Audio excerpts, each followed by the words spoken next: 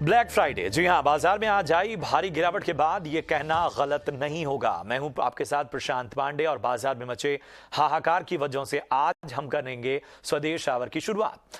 आज गिरावट का आलम यह रहा कि एक वक्त निफ्टी 300 से ज्यादा अंक टूट गया और इंट्राडे में 17,500 के नीचे भी चला गया था, लेकिन आखिरी घंटे में इसमें थोड़ा सुधार आया और निफ्टी 288 अंक गिरकर 17,604 पर बंद हुआ। दरअसल अदानी ग्रुप के शेयरों में भारी गिरावट का असर बाजार पर देखने को मिला। तो ऐसे में सवाल है कि बजट से पहले आई इस बड़ी गिरावट में निवेशकों को आखिर करना क्या चाहिए। इस पर हम दिग्गज एक्सपर्ट्स की भी राय आपको बताएंगे, लेकिन सबसे पहले हम आपको ईटी नाउ स्वदेश के मैनेजिंग एडिटर निकुंज डालमिया का एक खास विश्लेषण, एक खास नजरिया दिखाएंगे, जिसमें आपको वाकई इस पूरे विश्लेषण को आपको ध्यान से सुनना चाहिए। हमारे सहयोगी डिम्पी कालरा ने उनसे इस सिलसिले में विस्तार से बातचीत की। ईटी नाउ स्वदेश के मैनेजिंग एडिटर निकुंज डालमिया का कहना है कि बाजार में फिलहाल डर का माहौल जरूर है, इसमें कोई शक नहीं, लेकिन बाजार में इसके बाद ज्यादा गिरावट नहीं नजर आएगी। कई शेयरों के वैल्यूएशन में काफी सुधार, यानी जो करेक्शन कहते हैं, वो आ चुका है। निवेशकों को यहां खरीदारी के नए मौके तलाशने चाहिए। मेरे साथ मेरे मैनेजिंग एडिटर निकुंज डालमिया जुड़ चुके हैं। निकुंज, पहले तो बहुत शुक्रिया, आप समय निकाला। मैं देख रहा था अभी आप इंग्लिश में बैठे थे और आपको इंग्लिश हिंदी दोनों ही करना पड़ रहा है और बहुत मेहनत है। मैं ना एक क्वेश्चंस की प्लेट लेके आऊँगा। निकुंज, हमने ना वो क्वेश्चंस निकाले जो एक्चुअली रिटेलर्स के मन में चल रहे हैं, चर्चा करते हैं, उसी पे चर्चा करता हूँ और एक एक करके मैं सवाल लूँगा। पहला तो मेरा सवाल ये कि ये शेयर कब तक और टूटते रहेंगे, मार्केट में गिरावट कब तक और रहेगी? डिम्बी, मार्केट में दो अलग चीजें। पहले आप प्लेट है कि कब तक शेयर टूटते रहेंगे। तो मार्केट में गिरावट का फैक्टर क्या, ये ग्लोबल है लोकल है? अगर ग्लोबल होता है तो बहुत मुश्किल होती है। 2008 में हुआ, कोविड के बाद हुआ, टेपर टैंट्रम के समय हुआ, टीएमटी फॉल आउट हुआ, 9/11 के बाद हुआ। क्या ये ग्लोबल मार्केट सेल ऑफ है? जी नहीं, ये ग्लोबल मार्केट सेल ऑफ नहीं है। क्या ग्लोबल फैक्टर्स आपके साथ हैं? Dollar index, general money, interest rate topping out, equities coming back, valuation sell off के बाद क्या बहुत महंगी है, वो सब आपके फेवर में। क्या इकोनॉमी में ऐसा कुछ बहुत बड़ा परिवर्तन हुआ है पिछले 48 घंटों में या पिछले 72 घंटों में? आंसर उसका नहीं है। तो मार्केट क्यों गिर रहा है? मार्केट गिरने का प्रमुख कारण है अडानी ग्रुप ऑफ स्टॉक्स। उसके अंदर सब जानते हैं कि एक बड़ी रिपोर्ट आई थी, उस रिपोर्ट के बाद एक फियर का माहौल आ गया। ये जो स्टॉक्स हैं ये काफी कॉन्सेंट्रेटेड स्टॉक्स हैं। इसका मतलब ये है कि इनके अंदर रिटेल ज्यादा नहीं है। मैं भी आंकड़े देख रहा था कि यस बैंक के अंदर 4 करोड़ रिटेल इन्वेस्टर्स हैं। अडानी ग्रुप ऑफ कंपनीज के अंदर प्राय 3 से 4 लाख रिटेल इन्वेस्टर्स हैं। तो ये जो स्टॉक्स इनमें रिटेल ज्यादा नहीं है, तो ये मार्जिन फूटा है, इनके अंदर रिटेल अनवाइंडिंग हुई है, इनके अंदर मार्जिन अनवाइंडिंग हुई है और एचएनआई ने पैनिक करा है, जिसकी वजह से एक स्नोबॉल इफेक्ट हो गया। आप चोटी पे जाकर के, वो हिंदी पिक्चर में बोलते हैं ना, जिस चोटी पे जाकर के मैंने पत्थर डाला और वो जब नीचे नीचे आता है तो बड़ा हो जाता है, गोला बन जाता है। तो एक स्नोबॉल इफेक्ट आ रहा है। Fear is feeding fear, compulsions are taking place, और अब लोगों को लगने लगा है कि भाई ये शेयर गिर गए हैं तो अब क्या बैंक्स भी गिरेंगे, क्या उसके बाद और भी कुछ गिरेगा? तो एक प्रकार का एक फियर का माहौल आ चुका है। तो मेरे हिसाब से वह है। डाउनसाइड मुझे बहुत ज्यादा नहीं लगती है, क्योंकि ग्लोबल मार्केट्स इंटैक्ट है, क्योंकि डॉलर इंडेक्स आपके फेवर में है, क्योंकि इस समय लग रहा है कि मार्केट के अंदर ज्यादा मारामारी नहीं होनी चाहिए। सेकंड, थर्ड, अब आप पूछेंगे जी कब आपको बॉटम फिशिंग बेस कब बनेगा, कब हमको फील गुड होगा कि बेस? नॉर्मल केस में मैं बोलता है कि जब इस प्रकार की सेलिंग आप देखते हैं तो ये बेस फॉर्मेशन के कार्यक्रम चालू हो जाते हैं। मगर बेस फॉर्मेशन मुझे लगता है बजट के बाद ही बनेगा, क्योंकि बजट के बाद आपको पता लगेगा कि टैक्सेशन को लेकर के क्लैरिटी आ रही है। तो उसके बाद ही मुझे लगता है कि इस पूरे मार्केट के अंदर किसी प्रकार का बेस बनेगा। ओके, ठीक है। निकुंज, मेरा सेकंड क्वेश्चन भी रिटेलर से जुड़ा हुआ है। एक बार सेकंड क्वेश्चन आप प्लेट पे लेके आइए। अब एफपीओ का क्या होगा, क्योंकि एफपीओ की जो प्राइसिंग है वो पूरी तरह से डिस्टर्ब हो चुकी है। देखिए, मैथमेटिकली अगर आप कैलकुलेट करेंगे तो एफपीओ की प्राइस से नीचे आ चुका है। तो या तो एफपीओ की प्राइस रीप्राइस होगी और वही खरीदनी पड़ेगी, because there is provision which allows you to reprice the FPO. हमने पहले भी देखा है कि जब काफी बड़ी गिरावट आती है तो एफपीओ की प्राइसिंग रीप्राइस हो जाती है। एंकर इन्वेस्टर्स क्योंकि पैसा दे चुके हैं तो शायद आपको उनको भी कुछ एक्स्ट्रा शेयर्स या तो देने पड़ेंगे या फिर उनको भी कुछ आपको बेनिफिट्स देने पड़ेंगे, या फिर आप बोल रहे हैं जी क्योंकि इसके अंदर 50% ही ऑन कॉल है तो आप बोल सकते हैं जी हम प्राइस रीचेंज करके आपसे कम कॉल मिलेंगे। मैथमेटिकली आप सही बोल रहे हैं क्योंकि एफपीओ प्राइस से काफी नीचे अगर शेयर आ चुका है तो जो आर्बिट्राज का जो बेनिफिट था 300 रुपये जो डिस्काउंट मिल रहा था अब वह नहीं है। तो इस लेवल पर अगर कोई चेंजेस नहीं आते हैं एफपीओ प्राइसिंग को लेकर के, तो एफपीओ में एक रिटेल एचएन इन्वेस्टर को पैसा डालना ऑब्वियसली एडवाइजेबल नहीं है। मुझे आश्चर्य किस बात का हो रहा है मैं बताता हूँ आपको, क्योंकि मैंने अडानी ग्रुप से अभी तक कोई बहुत बड़ी स्पष्ट क्लैरिफिकेशन नहीं सुनी है। एक क्लैरिफिकेशन आई थी अडानी ग्रुप की, जी हम इस रिपोर्ट का खंडन करते हैं और हम इनके अगेंस्ट में एक प्यूनिटिव एक्शन लेंगे। तो वो सब तो ठीक है, मगर रिपोर्ट का खंडन जो आप करना चाहते हैं उसको आप एक डेटा से खंडन करिए, उसको लोगों को बता के खंडन करिए। आप लोगों को बताइए कि भाई क्या उन्होंने रेस करा है, उसमें क्या सच्चाई है, उसी क्या सच है क्या झूठ है, क्या राइट है क्या रॉन्ग है। मुझे लगता है कि अगर उस प्रकार का कोई डिटेल्ड एनालिसिस, डिटेल्ड डिस्क्रिप्टिव चीज अगर बाहर आए तो उसका सीधा उसका मार्केट सेंटिमेंट में असर पड़ सकता है। लग सकता है कि आ जाएगा, आपको लगता है ऐसा कि आ जाएगा सैटरडे संडे? जी लॉजिकली आना चाहिए, बिकॉज अगर आप कोई बात का खंडन कर रहे हैं तो खंडन obviously is based on their internal data. तो इस बात की पुष्टि तो अडानी ग्रुप को ही करनी पड़ेगी कि भाई जो रिपोर्ट में कंसर्न्स रेज हुई हैं उसमें कितनी हकीकत है। तो हम उस पर टिप्पणी तो नहीं कर सकते हैं, मगर मैं आश्चर्यचकित जरूर हूँ कि उन्होंने अभी तक खंडन क्यों नहीं करा इतने प्राइस फॉल के बाद। देखिए आप एक अगर पोस्टिंग करेंगे, जी मैं रिपोर्ट का खंडन करता हूँ, मैं प्यूनिटिव डैमेजेस करूंगा, तो वह एक मार्केट को उसमें कॉन्फिडेंस नहीं आता है। मार्केट को कॉन्फिडेंस आएगा जब आप स्पष्ट रूप से बताएंगे जो रिपोर्ट में कंसर्न्स हैं, 100 पेज के आसपास की रिपोर्ट है, ABCD, उसके अंदर क्या राइट है क्या रॉन्ग है, क्या रिपोर्ट ने बोला है और हमारा क्या उसमें फैक्ट है, क्या रिपोर्ट ने कंसर्न रेज करी है, क्या हकीकत है। इस प्रकार का अगर एक पावरफुल स्टेटमेंट, डिटेल्ड एनालिसिस अगर मार्केट में रिलीज होगा तो मुझे लगता है मार्केट में इसमें कॉन्फिडेंस आएगा। बिल्कुल, आपकी बात इसलिए भी ठीक हो सकती है क्योंकि वो 20,000 करोड़ रुपए रेस करने के लिए गए थे एफपीओ में, और जो मार्केट कैप है वो 2 लाख 3 लाख करोड़ से ज़्यादा साफ हो गई है। तो एक क्लैरिफिकेशन तो जरूर आना चाहिए। निकुंज, तीसरा जो सवाल एक बार लेके आइए स्क्रीन पर, जो लोगों के मन में चल रहा है कि ठीक है अडानी ग्रुप के शेयर्स के साथ जो हो रहा है, हम अडानी ग्रुप के साथ शेयर्स के साथ नहीं जाते, बट नॉन अडानी ग्रुप के अंदर जो भी है मार्केट के अंदर है, क्या एक अपॉर्चुनिटी है आने की, एवरेज करने की, SIP शुरू करने की? देखिए मेरे हिसाब से अगर आप अभी तक रुकें तो बजट तक रुक जाइए। अगर बजट में भी कुछ थोड़ी, बजट अब 1 हफ्ता दूर है और बजट के अंदर क्योंकि हम इस पायदान पे खड़े हुए हैं और जो बजट का बैकड्रॉप है कि लॉन्ग टर्म टैक्सेशन स्ट्रक्चर में थोड़े बहुत चेंजेस आ सकते हैं, तो आप उसके बाद रुकिए, फिर आप देखिए। बिकॉज अगर टैक्स बढ़ता है या ड्यूरेशन बढ़ता है तो मार्केट में एक बार इम्पैक्ट जरूर आएगा। That's how markets are. जब शॉर्ट टर्म टर्मिनल वैल्यू या प्रोजेक्टेड कैश फ्लो बदलता है तो मार्केट में हमेशा हम देखते हैं चेंज आता ही आता है। तो it is better to buy with clarity. देखिए अभी आप ले रहे हैं तो आप सही बोल रहे हैं कि जो नॉन अडानी स्टॉक्स हैं उनमें एक अपॉर्चुनिटी जरूर आ रही है, मगर it is better to buy after the budget. Because आज अगर आपने लिया बजट में कुछ ऊपर नीचे हो गया तो शायद आपको और वॉलिटिलिटी देखनी पड़ सकती है। देखिए इस समय हम मार्केट में हमेशा बोलते हैं कि 2 चीजें होती हैं, रिस्क और वॉलिटिलिटी। कुछ कंपनियों में रिस्क है, कुछ कंपनियों में वॉलिटिलिटी है। वॉलिटिलिटी यानी उतार चढ़ाव। तो शेयर मार्केट के अंदर वॉलिटिलिटी तो जो रहती है वो इसका एक कायदा है, उसका नेचर है, वह इसका एक हकीकत है वो। तो आपको अब कुछ समय के लिए वॉलिटिलिटी के लिए प्रिपेयर रहना पड़ेगा।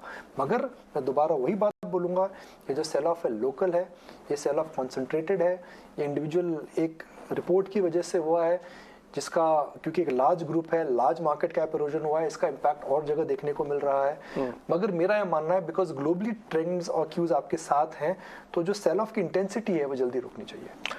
इस चर्चा का बिल्कुल मिस मत कीजिएगा, ये यूट्यूब पे भी हम रखेंगे और आप पीछे कर करके भी देखेंगे। वो इसलिए क्योंकि जो क्वेश्चंस है वो आपके ही क्वेश्चंस है, ये हमारे क्वेश्चंस नहीं है, ये हमने आपसे ही फीडबैक लेने पर बनाया और निकुंज उसका बहुत क्लियरिटी के साथ आपको एग्जांपल के साथ समझा रहे हैं। निकुंज जब चौथे क्वेश्चंस पे आते हैं, 4 तो हो गए ना जी, 5वां सर ये चौथा क्वेश्चन है, 3 हुआ है अभी। चौथा क्वेश्चन ये है कि क्या बजट में इतनी कैपेसिटी है कि इस डैमेज को वो कंट्रोल कर देगा? मान लीजिए आप कह रहे हैं बजट तक ही रुक जाइए, ठीक है हम रुक भी गए, क्या बजट में इतनी पावर, आपकी इंटेलिजेंस, आपका पुराना एक्सपीरियंस ये कहता है कि इतनी पावर है कि डैमेज हो जाएगा? अगर आप ये देख रहे हैं कि बजट के बाद क्या हम वेंसडे के लेवल पर आ जाएंगे, देखिए निफ्टी ज्यादा गिरा नहीं है तो निफ्टी में तो मुझे समस्या नहीं दिखती है। निफ्टी के अंदर तो टेक्निकली आप देखें तो आप 17,600 के आसपास है, 17,560 के आसपास, 550-600 के आसपास चल रहा है। बहुत बड़ी गिरावट नहीं देखने को हमें मिल रही है कि जिससे हमें चिंता करनी चाहिए। मगर इंडिविजुअल स्टॉक्स में एक बार जब इस प्रकार की गिरावट आती है तो एक प्रकार इतनी जल्दी उछाल नहीं देखने को मिलता है। Markets will take time. जब कोविड में मार्केट गिरा था तो काफी समय लगा मार्केट्स को उभरने के लिए।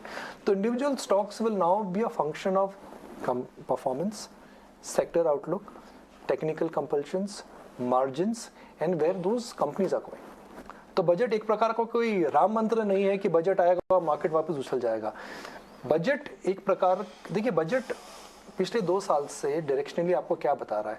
सरकार खर्चा करना चाहती है, अच्छा खर्चा करना चाहती है, वो एक मल्टीप्लायर इफेक्ट क्रिएट करना चाहती है जहाँ से जो खर्चा वो करे उसका जो रिटर्न है, रादर देन गिविंग सब्सिडी और रादर देन गिविंग फ्रीबीज, वह ऐसा खर्चा करना चाहती है जिसका इकोनॉमी में गेन हो। सरकार टैक्सेशन सिंपल करना चाहती है, सरकार लीकेजेस कम करना चाहती है। तो बजट तो जो बना है वो उस इकोनॉमिक रियलिटी को नजर रखते हुए बना गया। ये सेल ऑफ को लेकर के बजट नहीं एड्रेस्ड है। बजट में अगर टैक्स स्ट्रक्चर चेंज नहीं होता तो बजट में उछाल जरूर आएगा, बिकॉज मार्केट गिर चुके हैं और ग्लोबल क्यूज आपके साथ हैं।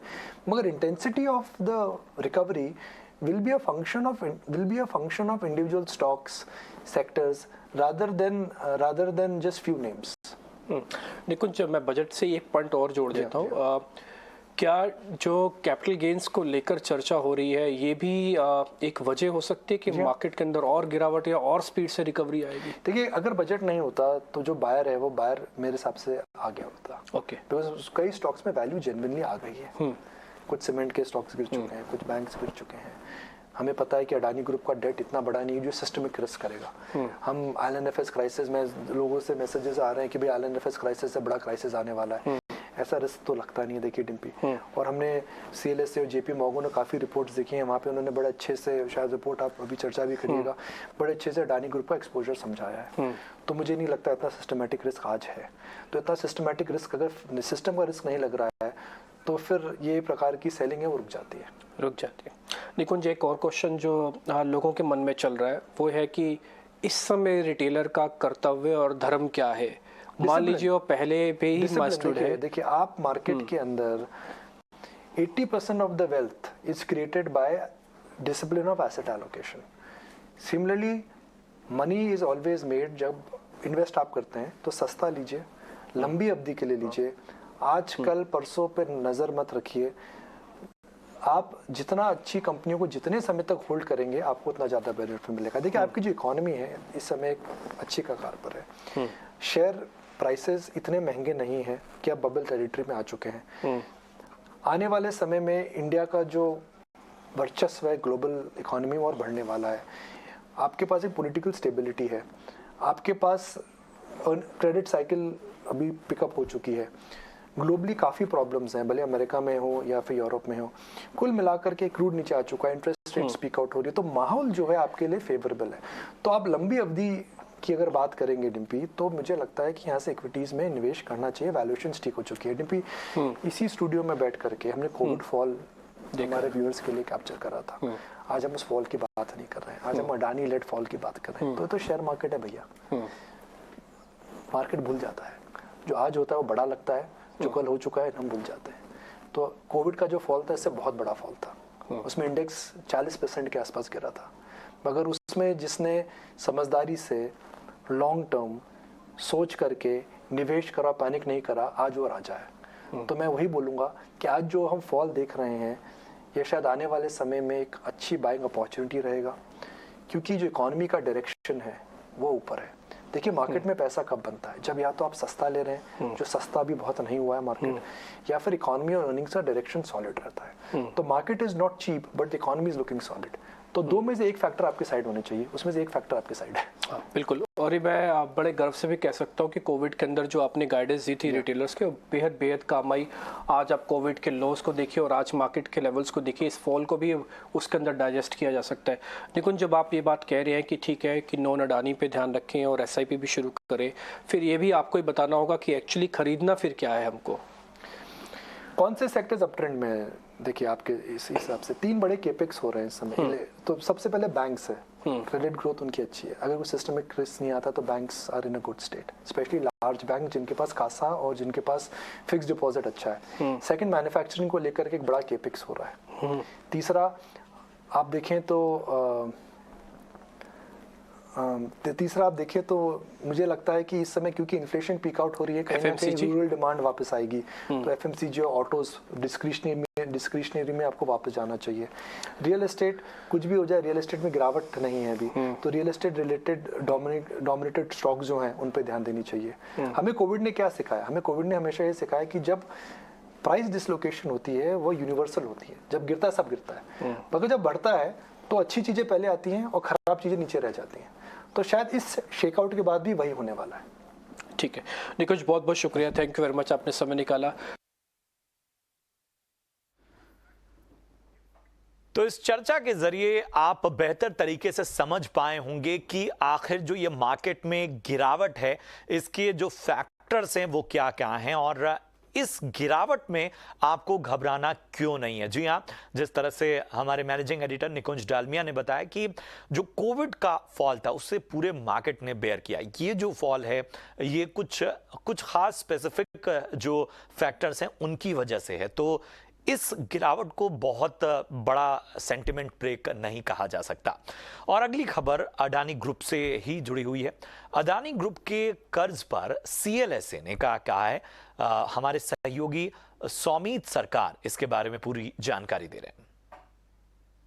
तो सीएलएसए जो रिपोर्ट निकाला है अडानी पूरे ग्रुप जो कंपनीज है टॉप 5 कंपनीज उसके डेट नंबर पे, वो ये कह रहे हैं कि इंडियन बैंकिंग सेक्टर का जो एक्सपोजर है अडानी ग्रुप डेट पे वो 40% ही है पूरे ग्रुप के डेट के अमाउंट के सामने। और उसके सामने अगर वो प्राइवेट बैंक्स का देखेंगे तो उनका एक्सपोजर सिर्फ 10% है, जबकि पीएसयू बैंक का जो एक्सपोजर है वो थोड़ा हायर साइड पे है, अराउंड 30% के आसपास। बट वो ये भी हाईलाइट कर रहे हैं कि अगले लास्ट 3 साल में अगर हम देखें तो जो डेट का नंबर है वो एक्चुअली बड़ा नहीं है।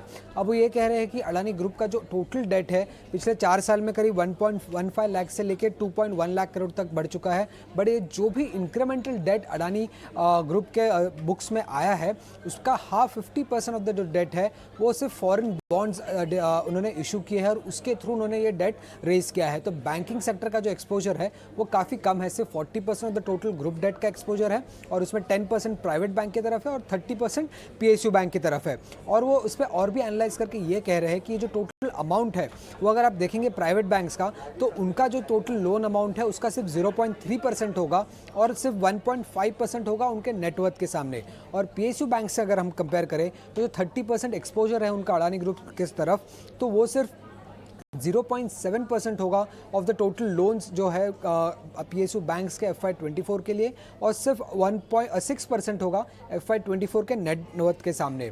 अब वो ये आगे जाके ये भी कह रहे हैं कि भले ही जो अडानी ग्रुप है उनका debt over the years double हो चुका है, बट कंपनी का जो डेट टू लेवरेज जो कि leverage ratio gross debt to EBITDA या जो इंटरेस्ट कवरेज रेशियो होता है एबिटा टू इंटरेस्ट अमाउंट, ये दोनों ही इम्प्रूव हुए हैं। अगर आप देखेंगे तो जो लेवरेज रेशियो है वो कम हो चुका है इन द लास्ट 4 इयर्स और जो इंटरेस्ट कवरेज रेशियो है वो भी लिटरली डबल हो चुका है। पहले अराउंड 1.5 टाइम्स था, वो अब बढ़ के 2.6 टाइम्स के आसपास हो चुका है और लेवरेज रेशियो इनफैक्ट 6 टाइम्स है कम होकर अब अराउंड 3 to 4 टाइम्स के आसपास है, ऐसा सीएलएसए ने कहा है अपनी रिपोर्ट में। और चलिए अब अगली खबर ईटी नाउ स्वदेश एक्सक्लूसिव। हिंडनबर्ग की रिपोर्ट पर एसबीआई अडानी ग्रुप से बात करेगी। रिपोर्ट कितनी सही, इस पर होगी चर्चा। इस पर ज्यादा जानकारी देने के लिए हमारे साथ जुड़ रहे हैं हमारे सहयोगी अंकुर मिश्रा। अंकुर, बताएं क्या जानकारी छनकर सामने आ रही है? जी हाँ, बिल्कुल। जो अडानी ग्रुप की रिपोर्ट है उस पर एसबीआई जरूर बात करेगा ग्रुप से और ये जो बातचीत है वो प्रोसीजर के तहत होगी, क्योंकि आपने देखा होगा कि जो हाइडेनबर्ग की जब से रिपोर्ट आई शेयरों में काफी दबाव रहा और साथ ही साथ एसबीआई ये जरूर चेक करना चाहेगा एक लेंडर के तौर पर कि ये जो रिपोर्ट्स हैं क्या वो मोटिवेटेड थी या नहीं। इसके अलावा जो जरूरी चीज ये देखने वाली है, एसबीआई सूत्रों ने हमें साफ तौर पर कहा है कि जो एक्सपोजर है वो लार्ज एक्सपोजर फ्रेमवर्क है जो रिजर्व बैंक ऑफ इंडिया का, उसके लिमिट के अंदर ही है, तो वहां पर कोई चिंता की बात नहीं। और साथ ही साथ अडानी ग्रुप की कंपनीज पूरी तरीके से अपने लोन्स को सर्विस कर रही हैं अभी तक, तो वहां पर कोई कंसर्न नहीं है। और साथ ही साथ जो एक्सपोजर है पिछले कुछ सालों में कोई एसबीआई की तरफ से नहीं दिया गया है, लेकिन ये थ्रेशोल्ड लिमिट के बिल्कुल अंदर है। तो ऑल इन ऑल सूत्र हमें यही बता रहे हैं कि अभी इसको लेकर कोई घबराने की बात नहीं है, लेकिन हाँ बातचीत जरूर होगी जो अडानी ग्रुप के अधिकारियों से ये जो रिपोर्ट है उसकी वैधता चेक करने के लिए। बिल्कुल, बहुत बहुत शुक्रिया करेंगे अंकुर इस अहम जानकारी के लिए। बढ़ते हैं अगली खबर की ओर, और अगली खबर भी ईटी नाउ स्वदेश एक्सक्लूसिव है। सूत्रों के हवाले से यह खबर है। एलआईसी सूत्रों के मुताबिक एलआईसी अभी अदानी के शेयरों में बिकवाली नहीं करेगा। ज्यादा जानकारी के साथ हमारे सहयोगी अनुराग शाह जुड़ चुके हैं। अनुराग, पूरी जानकारी आपसे चाहेंगे।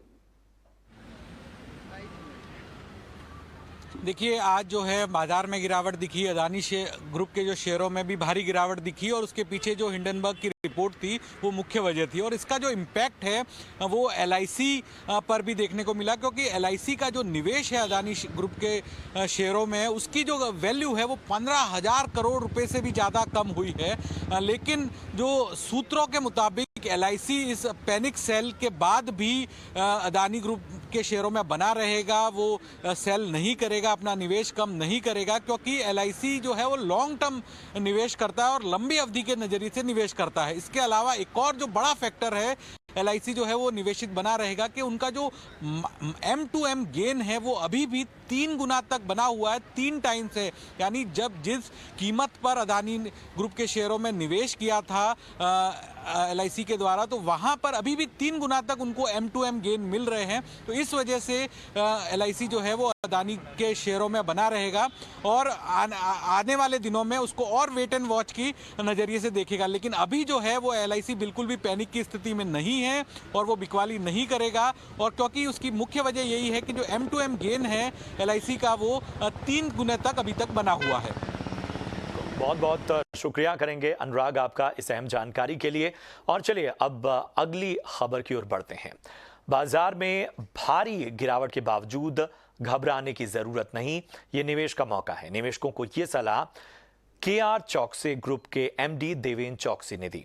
ईटी नाउ स्वदेश से बातचीत में उन्होंने कहा कि बाजार का रुख पॉजिटिव है, घबराने की जरूरत नहीं है। साथ ही उन्होंने कहा कि यह समय बैंकिंग सेक्टर में निवेश के लिए सही है। हमारे मार्केट का रुख जो है वो काफी हद तक पॉजिटिव है और पॉजिटिव रहेगा, ये सबसे पहली बात होनी चाहिए। कोई भी टेक्निकल कारण से मार्केट के अंदर कोई गिरावट आती है, भाव घटते हैं, दामें सस्ती हो जाती है, वो सब के अंदर आपको नर्वसनेस क्रिएट करने की जगह पे एक थोड़ा पॉजिटिव व्यू रखना पड़ेगा। If you understand this positive subject, I think with this economic growth, तो मेरा ऐसा मानना है कि आप जल्दी पॉजिटिव व्यू पिकअप कर पाओगे। ओवरऑल मैं ऐसा समझता हूँ कि बैंकिंग क्षेत्र के स्टॉक जो आज वीक हुए हैं उसके अंदर कोई वीकनेस नहीं है। ऑन द कॉन्ट्री, आई थिंक ये करेक्शन प्राइस में आया है, वो एक अच्छी अपॉर्चुनिटी गिनी जानी चाहिए बाइंग के लिए। Similarly many of the good quality stocks के जहाँ पे अनफॉर्चुनेट डाउनलोडिंग हुआ है पोजीशंस का because of I think some adjustment related to market, I think वहाँ पे भी सिलेक्टिव बाइंग की एक अच्छी अपॉर्चुनिटी मिल रही है। तो I would rather remain selective, I would rather remain opportunistic at this point of time in buying some of the good quality stocks market में जो अच्छे वैल्यूएशन के साथ में आज मिल रहे हैं उसके अंदर। और इधर सुंदरम AMC के MD सुनील सुब्रमण्यम का कहना है कि बाजार की इस गिरावट में लंबी अवधि के निवेशकों के लिए अच्छा मौका है। निवेशकों को ऑटो और बैंकिंग सेक्टर पर नजर रखनी चाहिए। ये वाइड रेंजिंग जो करेक्शन हुआ है वो बिना बेसिस के है। इवन आप उस कंपनी के ग्रुप के एक्सपोजर लाइक बैंकिंग सेक्टर में इतना दबाव आया है पिछले 2 दिन में, मगर क्या एक्सपोजर है बैंकिंग सेक्टर का इनके लिए, उसका ये कुछ मायना नहीं रखता करेक्शन। तो ये एक और आज अर्निंग सीजन की बात करें तो सबसे बेहतर परफॉर्मेंस को बैंकिंग सेक्टर ने दिया है। तो एक सेक्टर जिसका परफॉर्मेंस कंसेंसस एस्टिमेट को बीट कर रहा है उसमें करेक्शन हो रही है, तो सोच लीजिए एक लॉन्ग टर्म इन्वेस्टर जैसे हमारी फंड हाउस या रिटेल निवेशक जो लॉन्ग टर्म सोचते हैं उनके लिए फैंटास्टिक खरीदने का मौका है, क्योंकि ये करेक्शन जो आ रहा है उसका ना कोई संबंध है इंडियन इकोनॉमिक ग्रोथ से और ना ही कोई संबंध है ब्रॉडली एक वैल्यूएशन के बेसिस पे इंडियन हिस्टोरिक वैल्यूएशन कंपैरिजन में।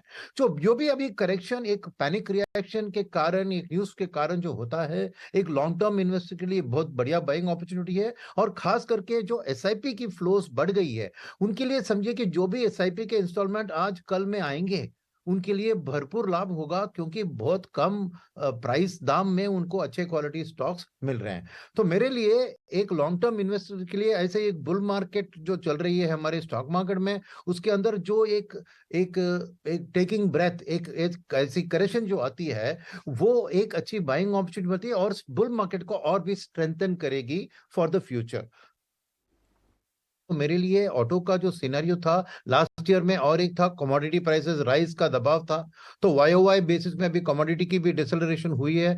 तो मेरे लिए ऑटो एक स्वीट स्पॉट में, बहुत दिन से मैं कह रहा हूं कि ऑटो एक अच्छा ग्रोथ स्टोरी है और ये नंबर्स साबित कर रहे हैं, तो इसलिए ऑटो मेरे लिए एक स्ट्रॉन्ग पिक है। खाली एक इसमें मैं कहूंगा थोड़ी कॉशन है ऑटो कंपोनेंट्स, क्योंकि वो एक एक्सपोर्ट ओरिएंटेड है और वर्ल्ड अगर रिसेशन में जा रही है तो थोड़ा बहुत एक्सपोर्ट्स के ऊपर दबाव होता है, तो ऑटो कंपोनेंट सेक्टर को अलग देखेंगे।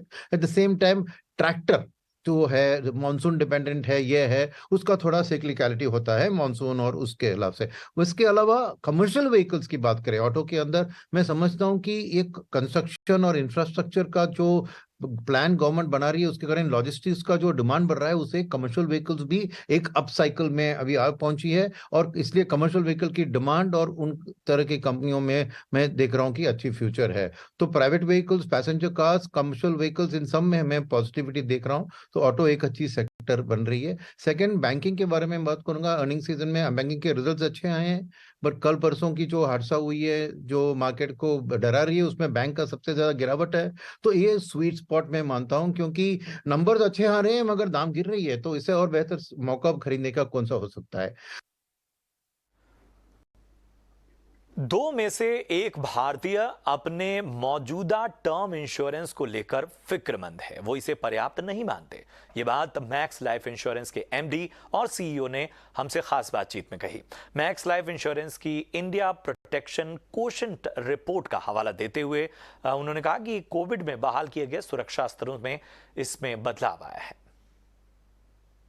पहले तो बहुत ही अच्छा और वेलकम चेंज है, क्योंकि लाइफ इंश्योरेंस कंपनियां जो कि जिनके पास एक लार्ज डिस्ट्रीब्यूशन फुटप्रिंट है और जिन्होंने बहुत अच्छा काम किया लाइफ इंश्योरेंस के अंदर, मुझे लगता है उनके पास ये एडिशनल कैपेबिलिटी और कैपेसिटी है ताकि वो और सारे प्रोडक्ट्स को भी प्रमोट कर सकें। और ऐसे वक्त में जबकि हर जगह हर एरिया में इंश्योरेंस का पेनिट्रेशन कम है, हमारा कॉमन ऑब्जेक्टिव यह है कि हम सारे इंश्योरेंस के प्रोडक्ट्स की पेनिट्रेशन कैसे बढ़ाएं। तो ये एक अच्छा मूव है और मैक्स लाइफ इंश्योरेंस की तरफ से मैं इसको एक बहुत पॉजिटिव मूव मानता हूं, और हम लोग एज ए कंपनी हमारे पास जो भी फ्लेक्सिबिलिटी आएगी उसको लेवरेज करने की कोशिश करेंगे। पहला स्टेप तो ज़रूर होगा कि हेल्थ जो है वो लाइफ से मिलता जुलता है, तो हेल्थ के ऊपर हम पहले ज़्यादा फोकस करेंगे और फिर धीरे धीरे उसको देखेंगे कैसे हम अपना पोर्टफोलियो एक्सपैंड करें। बट हमारी तरफ से बिल्कुल ही वेलकम चेंज है और हम लोग इस पर काम करना चाहेंगे। और कच्चे तेल की तेजी बढ़ती जा रही है। ब्रेंट क्रूड फिर से $88 के पार निकल गया है।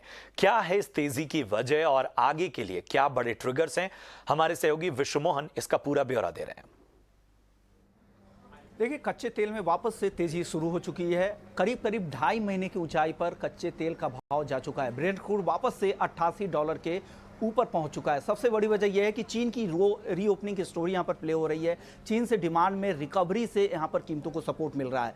साथ ही अमेरिका में जिस तरह के Q4 के ग्रोथ के नंबर आए हैं जो अनुमान से बेहतर रहे हैं, इस वजह से भी एक मोमेंटम को और भी ज़्यादा बल मिला है। लेकिन अब नज़र है ओपेक प्लस की मिनिस्टर पैनल की जो 1 फरवरी को बैठक होगी, वहाँ पर अनुमान यही लगाया जा रहा है कि जो उनकी जो पुरानी पॉलिसी है उस पॉलिसी पर भी वो कायम रह सकते हैं। लेकिन अभी पूरी तरह से डिमांड प्ले आउट इसलिए हो रही है क्योंकि लग रहा है कि चीन से वहाँ पर रिकवरी की संभावना है, चीन में मांग बढ़ने की संभावना है, उसका फायदा यहाँ पर कच्चे तेल की कीमतों को मिल रहा है। साथ ही कुछ और नंबर जो आपको बता दें कि यूएस में क्रूड का स्टॉक अगर पिछले हफ्ते अगर हम बात करें तो 5.33 लाख बैरल बढ़ा है और यूएस में कुल स्टॉक के जो नंबर है वो बढ़कर अब 44.85 करोड़ बैरल हो गया है और यूएस में जून 2021 के बाद ये सबसे ज़्यादा स्टॉक का लेवल है। तो ये तमाम फैक्टर्स हैं जो क्रूड कीमतों को सपोर्ट कर रहा है और लग रहा है कि ये तेज़ी थोड़ी और कंटिन्यू हो सकती है। इन नदियों का पानी ये मेरे किसान भाइयों के हक का पानी है।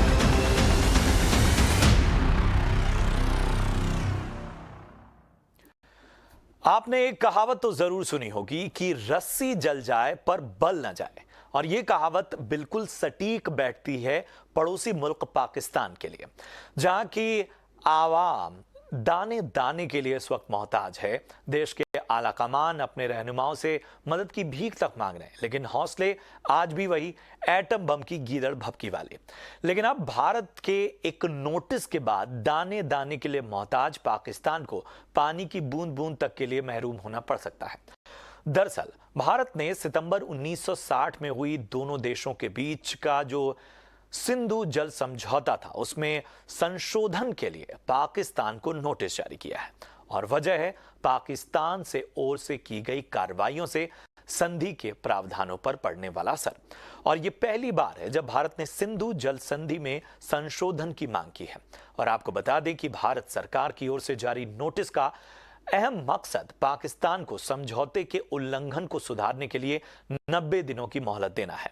अब सवाल है कि क्या भारत का ये नोटिस जरूरी चीजों के आपातकाल का सामना कर रहे पाकिस्तान के लिए भारत की ओर से वाटर स्ट्राइक साबित होगा? और अगर ऐसा हुआ तो पाकिस्तान पर इसका क्या असर देखने को मिलेगा? ऐसे तमाम सवाल हैं जिन पर आज हम करेंगे खास चर्चा के लिए हमारे साथ पैनलिस्ट मौजूद हैं। लेकिन सबसे पहले पीएम मोदी का साल 2016 में दिया गया आपको वो बयान सुनाते हैं। इंडस वाटर ट्रीटी, सतलज, बियास, रवि, ये 3 नदियों का पानी, उसमें जो हिंदुस्तान के हक का पानी है, ये मेरे किसान भाइयों के हक का पानी है। वो पानी आपके खेत में नहीं आ रहा, पाकिस्तान के माध्यम से समुद्र में बह जाता है। न पाकिस्तान उसका उपयोग करता है, न हिंदुस्तान के किसान के नसीब आता है। मैं एक बड़ी मक्कमता के साथ आगे बढ़ रहा हूं। मैंने एक टास्क फोर्स बनाया है। ये इंडस वाटर ट्रीटी जो है, जिसमें हिंदुस्तान के हक का पानी है जो पाकिस्तान में बह जाता है, अब वो बूंद बूंद पानी रोक करके मैं पंजाब के, जम्मू कश्मीर के, हिंदुस्तान के किसानों के लिए वो पानी लाने के लिए कृत संकल्प है। तो पीएम मोदी के बयान को आपने सुना और अब जरा अपने जो मेहमान हैं उनकी ओर रुख करें। उससे पहले जरा हम आपको ये पूरा समझौता है और ये जो जल तंत्र है इसके बारे में जरा मोटी मोटी जानकारी दे दें। तो जल तंत्र अगर आप समझिए तो ये 6 नदियां हैं जिनमें सिंधु, चेनाब, रावी, सतलुज, ब्यास और झीलम, ये 6 नदियों का जो जल तंत्र है इनमें सिंधु की अगर हम बात करें, सिंधु नदी की, तो लगभग 11 लाख किलोमीटर का पूरा इलाका ये आता है। अब इसमें से जो 47% हिस्सा है सिंधु नदी का, वो आता है पाकिस्तान में। 39% हिस्सा जो है वो भारत में। और बाकी देशों की बात करें, चीन और अफगानिस्तान की, तो 8% चीन में और 6% अफगानिस्तान में है। अब समझौते के तहत अगर हम देखें तो समझौते की अहम बात क्या है कि हुई कि 12 जनवरी 1961 को इस समझौते की तमाम बातें लागू की गई। वैसे तो ये समझौता 1960 में हुआ था, लेकिन शर्तें आधिकारिक तौर पर 12 जनवरी 1961 को लागू हुई। अब संधि के तहत जो पूर्वी नदियां हैं जिसमें रावी, ब्यास, सतलज हैं, इसका पानी भारत को बेरोक टोक मिलता रहेगा, इसमें इस्तेमाल उसे होता रहेगा। अगर हम बात करें बाकी हिस्सों की, तो खास तौर पे जो पश्चिमी नदियां हैं जिसमें झेलम, चेनाब और सिंधु का है, वो वैसे तो पाकिस्तान के लिए है, लेकिन समझौते के तहत इन नदियों के पानी का कुछ सीमित अधिकार भारत के पास भी है। और जब चीजें बड़ी स्पष्ट हैं तो सवाल यही उठता है कि बार बार इस तरह का विवाद पैदा क्यों होता है और भारत को क्यों मजबूर होना पड़ा इस नोटिस को देने के लिए। तो सबसे पहले अपने मेहमानों को शो में शामिल करते हैं। जे.एस. सोढ़ी साहब हैं, जाने माने डिफेंस एक्सपर्ट हैं। जे.एस. सोढ़ी सर, बहुत बहुत स्वागत आपका। और अरविंद गुप्ता साहब हैं हमारे साथ, पूर्व डिप्टी NSA से। अरविंद सर, सबसे पहले मैं आपके पास आना चाहूंगा। जो मोटी मोटी जानकारी मैंने दी अपने दर्शकों के लिए, उसको देखें तो बहुत क्लियर है बहुत सी चीज़ों में बातें, लेकिन हम वक्त वक्त पर देखते हैं और मुझे याद आता है कि एक आतंकी तक ने इस संधि को लेकर कई बार ऐतराज जताया और कई बार उसने भारत पर बड़े गंभीर आरोप भी लगाए। हमारे हाइड्रो प्रोजेक्ट जो हैं जम्मू कश्मीर में, उनको लेकर भी पाकिस्तान को बड़ी चिंताएं होती रहती हैं। तो जरा हम समझना चाहेंगे कि इस नोटिस के लिए मजबूर क्यों होना पड़ा भारत को। देखिए, इसका जो मेन मुद्दा है वो है डिस्प्यूट रेजोल्यूशन मैकेनिज्म पर। जब भारत और पाकिस्तान में इंडस वाटर ट्रीटी के अंतर्गत कुछ अगर डिस्प्यूट्स हों तो उसको कैसे रिजॉल्व किया जाए, और उसमें एक बड़ा ही सेट एक तरीका है जो कि टीटी ही बताती है कि अगर किसी दोनों में कोई विवाद हो या कोई डिफरेंस हो तो सबसे पहले जो इंडस वाटर कमीशन है, जो कि टीटी परमानेंट कमीशन जिसको बोलते हैं, जो कि ट्रीटी के माध्यम से एक बना है, उसमें ये डिफरेंसेस डिस्कस होते हैं। और अगर मान लीजिए दोनों का विवाद उसमें सुलझता नहीं है तो उसको बोलते हैं क्वेश्चन। तो पहले अगर क्वेश्चन, सो कॉल्ड क्वेश्चन, अगर क्वेश्चन रिजॉल्व नहीं होता है तो उसको फिर इंडस वाटर कमीशन से अपग्रेड कर कर इंटर गवर्नमेंटल नेगोशिएशंस में लाया जाता है।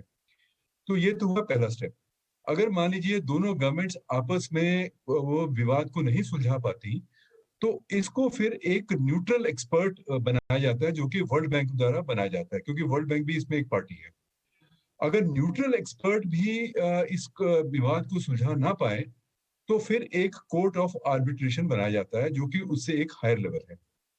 अभी क्या है कि किशन गंगा जो प्रोजेक्ट बना और रतले प्रोजेक्ट बने, हाइड्रो इलेक्ट्रिक प्रोजेक्ट, उसमें एक विवाद हुआ, दोनों सुलझा नहीं पाए, तो उसमें एक न्यूट्रल एक्सपर्ट पहले बना और उसके बाद एक कोर्ट ऑफ आर्बिट्रेशन बना, और उसने ये दिया कि जो पाकिस्तान का ऑब्जेक्शन था कि किशन गंगा का पानी लेकर वो अपना झेलम की तरफ ला सके, वो जायज है। तो उसके बाद भारत ने एक किशन गंगा तो वहां पे एक बनाया डैम वहां पे 330 मेगावाट का, लेकिन दोनों के बीच में पाकिस्तान, ये कोर्ट ऑफ आर्बिट्रेशन का डिसीजन था, वो बन गया डैम, लेकिन पाकिस्तान जो है उसके बाद उसने टेक्निकल पैरामीटर्स के ऊपर कुछ विवाद उठाया, वो विवाद सुलझ नहीं पाया। तो पाकिस्तान जो गया वो वर्ल्ड बैंक की तरफ गया और कहा कि साहब आप हैं, कोर्ट ऑफ आर्बिट्रेशन इस पे बिठाइए। भारत ने कहा कि भाई कोर्ट ऑफ आर्बिट्रेशन आप कैसे बिठा सकते हैं, जबकि उससे पहले आपको एक न्यूट्रल एक्सपर्ट बिठाना पड़ेगा। तो वर्ल्ड बैंक के पास भारत की एक दरख्वास्त थी कि आप न्यूट्रल एक्सपर्ट बिठाइए, और पाकिस्तान की एक दरकार थी कि आप कोर्ट ऑफ आर्बिट्रेशन बिठाइए, और वर्ल्ड बैंक इस मुद्दे को सुलझा नहीं पाया। तो उन्होंने इसको एक पॉज दे दिया, जो पॉज लगभग अब 6 साल चला। अब ये परमानेंट कमीशन जो रेगुलरली मिलते रहते हैं इंडिया और पाकिस्तान में, तो उससे भी बहुत ऊंचा जा चुका है, कोई विवाद का हल नहीं हुआ। तो अब भारत ने, ऐसा लगता है, मैंने नोटिस तो देखा नहीं है एग्जैक्टली क्या है, लेकिन जो रिपोर्ट्स आई हैं वो ऐसा लगता है कि भारत ने एक नोटिस जारी किया है पाकिस्तान को कि आप इसको 90 दिन के भीतर जो है वो इसको एक इंटर गवर्नमेंटल नेगोशिएशन इत्यादि लगाइए। बट एग्जैक्टली क्या उन्होंने कहा है इसमें अभी मालूम नहीं है। तो ये पूरा विवाद है वो डिस्प्यूट रेजोल्यूशन मैकेनिज्म का है। बिल्कुल, तो बहुत ही बेहतर तरीके से और आसान भाषा में सर आपने ये सारी चीज़ें स्पष्ट की कि दरअसल विवाद की जड़ में क्या है। जे.एस. सोढी सर, मैं आपके पास आना चाहूँगा।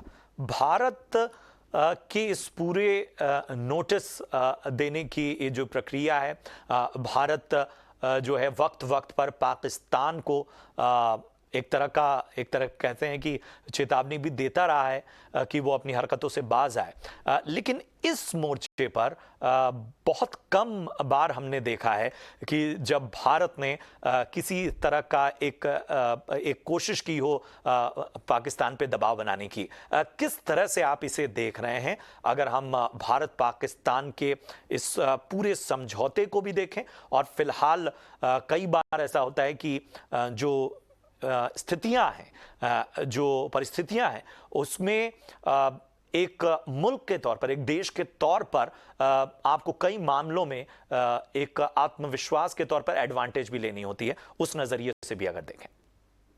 जय हिंद प्रशांत जी, ये मेरा सौभाग्य है कि मैं आपके न्यूज चैनल और विख्यात को पैनलिस्ट के साथ हूं। आजादी के बाद जब भारत आजाद हुआ और पाकिस्तान एक नया देश बना, तो अगले ही साल 1948 में भारत पाकिस्तान का पानी के ऊपर विवाद हो गया, जिसके नतीजे 1960 में ये इंडस वाटर ट्रीटी साइन हुई। तब भी कई लोगों को लगा कि भारत ने पाकिस्तान को कुछ ज्यादा छूट दे दी है और हमें ज्यादा पानी मिलना चाहिए था। लेकिन ये जो विवाद था ये दब गया, ये कभी सामने उभर के नहीं आया। और हालांकि हम 3 जंग लड़े पाकिस्तान के साथ, लेकिन भारत ने कभी पानी नहीं रोका। जो भी पाकिस्तान के पानी का हक था इस वाटर ट्रीटी के तहत, वो भारत देता गया। लेकिन पाकिस्तान ने अपनी जो एक अच्छे पड़ोसी मुल्क होने का जो उसे फर्ज निभाना था, वो उसने कभी नहीं निभाया। जो हमने देखा पिछले कई दशकों में, भारत के कई नागरिक इन्होंने मरवाए, भारतीय सेना के कई सैनिक मारे गए बिकॉज ऑफ पाकिस्तान ने आतंकवादियों को सपोर्ट किया और प्रॉक्सी वॉर जो लगातार करते रहते हैं, चाहे जम्मू कश्मीर में या 1980 और 90 के दशक में पंजाब में की इन्होंने। हमारी तब सरकारें शायद इतनी मजबूत नहीं थी कि पाकिस्तान को इस इंडस वाटर ट्रीटी पे कोई नोटिस दे सकती, लेकिन अब जो ये सरकार है ये बहुत मजबूत सरकार है। और ये जो एक नोटिस देना है, जैसे अभी मेरे विख्यात को पैनलिस्ट ने बताया, बहुत ही अच्छी तरीके से एक्सप्लेन किया। मैं उसमें ये ऐड करना चाहूंगा कि ये एक पाकिस्तान को एक बड़ी एक उन्होंने मुंह तोड़ जवाब दिया है।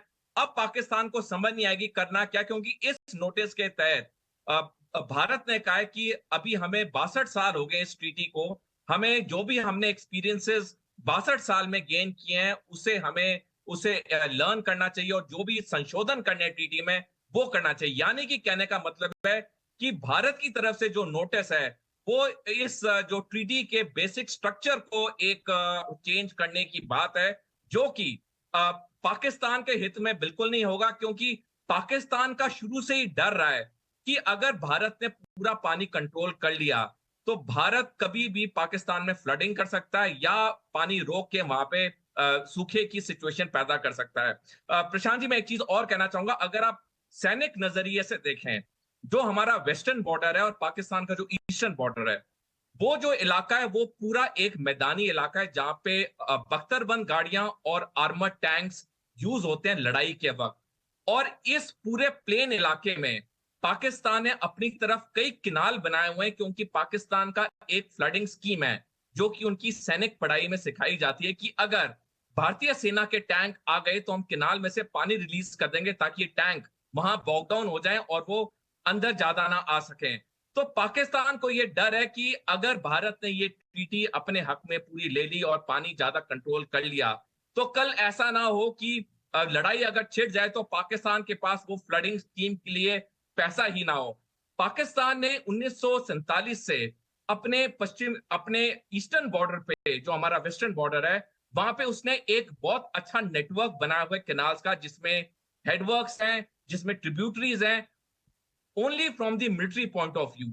तो ये ट्रीटी अगर भारत को, जो उसका असल में तो हक ज्यादा पानी मिलने का है, अगर हमें ये हक मिल जाता है, ये पाकिस्तान के लिए बहुत बड़ा तमाचा होगा। ठीक है। एक आखिरी सवाल अरविंद सर, मैं आपके पास आना चाहूंगा, समय कम है और इसीलिए एक लास्ट रिएक्शन।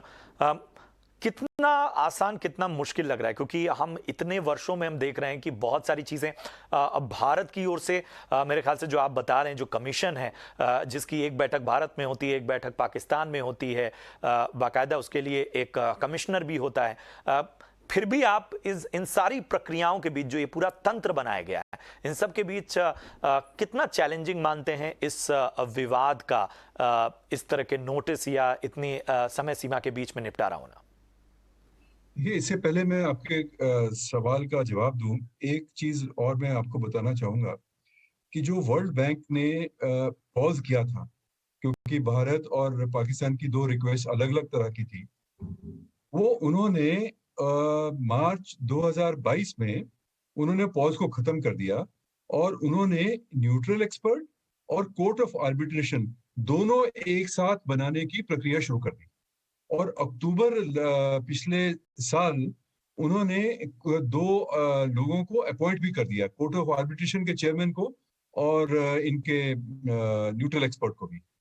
तो मुझे लगता है कि जो भारत का नोटिस आया है वो इसलिए आया है क्योंकि ऐसा क्या हुआ कि वर्ल्ड बैंक ने अपना जो पहले 6 साल रोके रखा अपनी इस प्रक्रिया को, वो उन्होंने दोबारा शुरू कर दिया। तो एक बड़ी गंभीर बात होगी क्योंकि पूरा डिस्प्यूट रेजोल्यूशन मैकेनिज्म वो ही एक खतरे में पड़ गया है, क्योंकि आप न्यूट्रल एक्सपर्ट भी रखें और आप कोर्ट ऑफ आर्बिट्रेशन भी रखें, मान लीजिए दोनों की डिसीजंस जो हैं वो अलग अलग जाएं तो क्या होगा। बिल्कुल। तो ये एक बड़ा गंभीर मसला है, बहुत पेचीदा हो गया है और मुझे लगता है कि ये पूरा इंडस वाटर ट्रीटी एक खतरे में आ गई। बिल्कुल, बहुत बहुत शुक्रिया करेंगे सर, आपका समय कम है और वाकई हमने कोशिश यही की कि इस पूरे जो मामले को है उसको आसान तरीके से अपने दर्शकों के सामने रखें और इसीलिए जो उसकी पहले की पृष्ठभूमि थी वो भी हमने आपके सामने रखी और विशेषज्ञों ने जिस तरह से चाहे सैन्य नजरिए से देखें अगर हम एडवांटेज और बाकी डिसएडवांटेजेस की, और इसके साथ ही इस पूरे समझौते के जो अहम बिंदु हैं इतने स्पष्ट होने के बाद भी क्यों जो आज बात हो रही है, जैसा अरविंद सर ने कहा कि एक कॉम्प्रोमाइज्ड सिचुएशन ऐसी लग रही है जिसकी वजह से भारत को ये नोटिस का कदम उठाना पड़ा है, देखना पड़ा है और उसकी क्या वजह रही है। बहुत बहुत शुक्रिया करेंगे अरविंद सर और इसके साथ ही जे सोडी सर आप दोनों का इस चर्चा में जुड़ने के लिए। बढ़ते हैं कुछ और अहम खबरों की ओर। पेंशन से जुड़े मुद्दे, ब्याज दरों में आई कमी, ऐसे कई मुद्दे हैं जिन पर राहत के लिए सीनियर सिटीजन्स बजट से काफी उम्मीदें लगाए बैठे हैं। प्राइवेट सेक्टर में काम कर चुके कर्मचारी भी ईपीएस की पेंशन में बदलाव चाहते हैं। इन तमाम मुद्दों पर हमारे सहयोगी अनुराग शाह ने चौपाल लगाई और सीनियर सिटीजन्स की राय जानने की कोशिश की।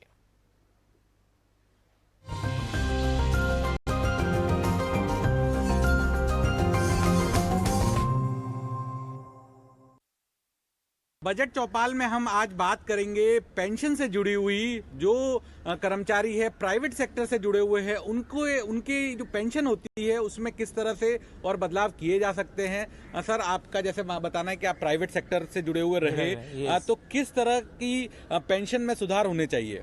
फैमिली पेंशन जो है प्राइवेट सेक्टर को पेंशन कुछ है ही नहीं है। पीएफ में जो कंट्रीब्यूशन सर्टेन पार्ट कंट्रीब्यूशन दी है फैमिली पेंशन के लिए, उसका बारे में जो वेरी वेरी मीग्रे अमाउंट है जो कितनी फैमिली पेंशन स्टार्टिंग में किसको 800 मिलता है, किसका 900 मिलता है, 1200। इसमें आजकल का इन्फ्लेशन में वो अमाउंट में क्या है, एटलीस्ट मिनिमम सीलिंग लाना चाहिए, एटलीस्ट 5,000 रुपीज मिनिमम। यानी बहुत सालों से जो मिनिमम 1995 में इंट्रोड्यूस किया, इंक्रीज नहीं होता है और कभी इंक्रीज उसमें होता नहीं है। और एक्चुअली हमारा सजेशन है कि that should be minimum 5,000 rupees, so that अभी इन्फ्लेशन का थोड़ा सा प्राइवेट सेक्टर वाले को रिटायर जो होता है उनके लिए बहुत बेनिफिट होगा। गरीबों के लिए तो सरकार की तरफ से सीनियर सिटीजन पेंशन होती है, लेकिन जो अपर मिडिल है या फिर जो बीपीएल कैटेगरी में नहीं है उन सीनियर सिटीजन्स को किस तरह का पेंशन का बेनिफिट दिया जा सकता है? अभी जो रिटायर हो चुके हैं उनको तो कुछ इतना ये नहीं कर सकते, but government can look into it कि अभी नए जो एम्प्लॉयमेंट चालू है उसमें they must introduce in private also, because whatever they are contributing it's part of the salary, so they can just follow the government scheme and they can provide the pension, maybe not up to the mark, but at least something. It will be good for all senior citizens who are going to retire in future. तो आपका कहना है कि जो private sector के अंदर कर्मचारी है उनके लिए भी पेंशन का किसी ना किसी तरह का विकल्प होना चाहिए। This is my point. ठीक है सर। और स्मॉल सेविंग्स जो है, पोस्ट ऑफिस सेविंग्स है, उन पे सीनियर सिटीजन का कुछ ना कुछ बढ़ावा होना चाहिए। दूसरा पीपीएफ का इंटरेस्ट काफ़ी डाउन किया है। जो मेन पूंजी लगाई है लोगों ने कि 20 साल 25 साल तक पैसे जमा किए हैं, तो उनका जो प्लानिंग था, जैसे मेरा भी प्लानिंग था, मैं 91 से मैं पीपीएफ में पैसा लगाया है। एक बार सोचा कि 20 साल के बाद तो मेरा इतना सम आ जाएगा, इतना आएगा, बट वो आधा हो जाता है। आपने भी लंबे वक्त तक प्राइवेट सेक्टर के अंदर काम किया जी, तो पेंशन से संबंधित और क्या सुधार होने चाहिए? पेंशन के संबंधित की सुधार की प्राइवेट कंपनी में जो काम करते थे उनको जो अभी मिलता है पेंशन वो बहुत ही कम है, क्योंकि अबव 60 उनका मेडिकल और ये उसको कुछ और ये जो पेंशन मिलता है जो आपने ईपीएफओ में कंट्रीब्यूट किया उसके जरिए जो फैमिली पेंशन मिलता है उसी का हिस्सा है? उसका हिस्सा है और सुप्रीम कोर्ट का ऑर्डर है कि इनको बढ़ा के मिलना चाहिए। तो केरला में जैसा मिलता है तो वैसा और स्टेट में भी मिलना चाहिए। कई सारे राज्यों ने ओल्ड पेंशन स्कीम में भी शिफ्ट किया है जहां पर सरकारी कर्मचारियों को उनकी जो रिटायरमेंट के वक्त के जो सैलरी है उसकी आधी पेंशन मिलेगी, लेकिन प्राइवेट कर्मचारियों के लिए अभी ये विकल्प नहीं है। उनके लिए केवल एक एनपीएस का विकल्प था, लेकिन शायद आप जब काम करते थे तब एनपीएस शुरू नहीं हुआ था। तो जो फैमिली पेंशन है वो उसमें कैसे सुधार होना चाहिए? तो जैसे अभी आपने बताया फैमिली पेंशन, तो प्राइवेट सेक्टर में 40 साल काम करने के बाद भी अभी मैंने 40 इयर्स काम किया है, मेरा पेंशन है 1268 रुपये। तो वो तो किसी को बोलने में भी शर्म आ जाए इस तरह से। तो इतना जो डिस्पैरिटी है वो नहीं होनी चाहिए, क्योंकि जब प्राइवेट सेक्टर में काम करे तो रिटायर होने के बाद भी लोगों को काम ढूंढना पड़ता है। ये नौबत नहीं आनी चाहिए। और चलिए इसी के साथ इस बुलेटिन में इतना ही, दीजिए इजाजत। आप देखते रहिए ईटी नाउ स्वदेश। नमस्कार।